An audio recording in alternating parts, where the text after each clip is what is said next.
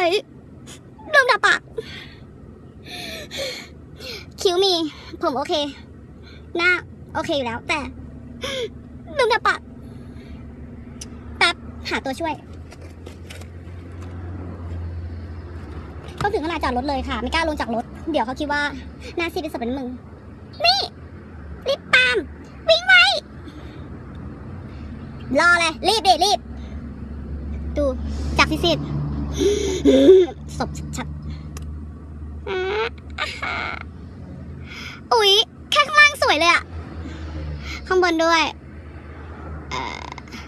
เป็นไงหอมทำจากอะไรเมือกหอยทากแล้วก็สตรอเบอรี่ธรรมดาไม่ได้นะคะต้องสตรอเบอรี่และจริงๆเห็นไหมยิ่งหลายรอบก็อุ๊ยเลย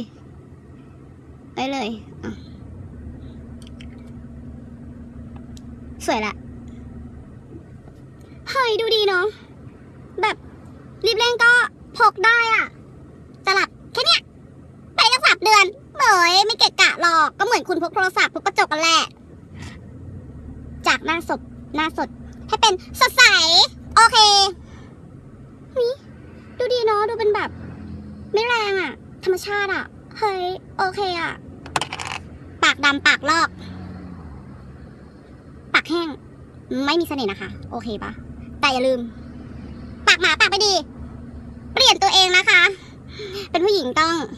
ปากดีปากเป็นสีแก่ตัวโอเคปากนุ่มปากสวยปากอมชมพูจุ๊บไปละบ๊ายบายต้องไปซื้อของก่อนเราสวยพร้อมแล้วค่ะโอเคจุ๊บ